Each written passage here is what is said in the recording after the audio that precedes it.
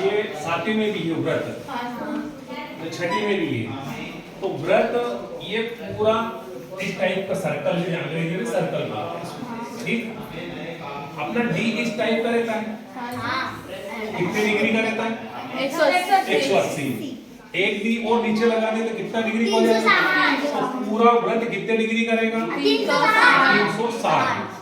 तो पूरा व्रत 360 का हो जाएगा। एक तो ये बात, इसके अंदर इतनी चीज अपने को याद रहना चाहिए। व्रत का केंद्र, परिधि, त्रिज्या, व्यास, जीवा, त्रिज्यखंड, व्रतखंड, ठीक है। सबसे पहले तो यहाँ पे अपन प्रकार को टिकाते हैं, प्रकार रहता है ना अपन, तो ये केंद्र रहेगा, स्थिर बिंदु। किसी व्रत का स्थिर बिंदु को केंद्र बोलते हैं। यहाँ पे प्रकार रखेंगे अपन। ये न्याय से न्याय तक, ये क्या चीज है? त्रिज्या। अब त्रिज्या की परिभाषा क्या होगी? यह रेखाखंड है, ऐसा रेखाखंड रहता है, इस पे दो अंत बिंदु रहते हैं। तो त्रिज्या जिसके दो अंत बिंदु है, एक अंत बिंदु केंद्र पे, दूसरा कहां पे रहेगा? परिधि पर, वह उसकी क्या रहेगी? त्रिज्या। तो त्रिज्या की परिभाषा क्या है? वह रेखाखंड जिसका एक अंत बिंदु केंद्र पर और दूसरा कहां पे हो? परिधि पर। तो ये हो जाएगी तुम्हारी त्रिज्या, ठीक है। अब त्रिज्या के बाद में क्या ये हो गया? ये हो गया परिधि। परिधि मतलब ये इसका किनारा। वृत्ताकार मार्ग पे असंख्य बहुत सारे बिंदुओं को मिलाने से जो आकृति बनती है उसको क्या बोलेंगे अपन? परिधि। मतलब पूरी परिधि हो गई। अब उसके बाद आता व्यास। व्यास मतलब बिल्कुल आधा। अगर ये 2 सेंटीमीटर है, ये कितना हो जाएगा? 4 सेंटीमीटर, डबल होता है। तो व्यास की परिभाषा क्या है? वह रेखाखंड जिसके दोनों अंत बिंदु परिधि पर हो और केंद्र से होकर गुजरे, उसको बोलेंगे अपन व्यास। ये व्यास की परिभाषा हो जाएगी कि वह रेखाखंड जिसके दोनों अंत बिंदु वृत्त की परिधि पर हो लेकिन केंद्र से होकर गुजरे, बिल्कुल आधा आधा कर दे उसको बोलेंगे अपन वृत्त का व्यास। तो ये व्यास भी हो गया तुम्हारा।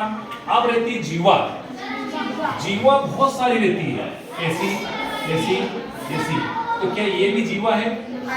ये वृत्त की सबसे बड़ी जीवा व्यास है। तो जीवा की परिभाषा क्या होगी? वह रेखाखंड जिसके दोनों अंत बिंदु वृत्त की परिधि पर हो। तो वृत्त का क्या हो जाएगा? जीवा हो जाएगी। अब त्रिज्यखंड। त्रिज्यखंड ये बहुत सारे कंफ्यूज होते हैं इसमें, त्रिज्यखंड और वृत्तखंड में। ये यहाँ पर केंद्र था, ये एक त्रिज्या है। त्रिज्या बहुत समान रहती है।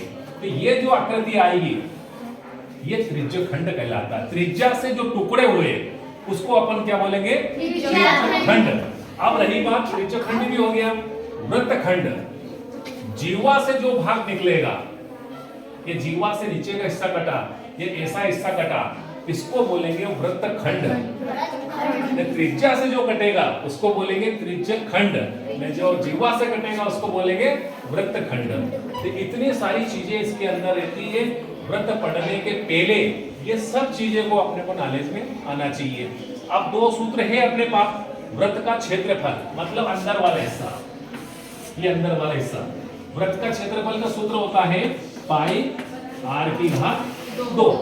पाई का मान होता है 22/7। त्रिज्या यहां से यहां तक जो रहेगी वो।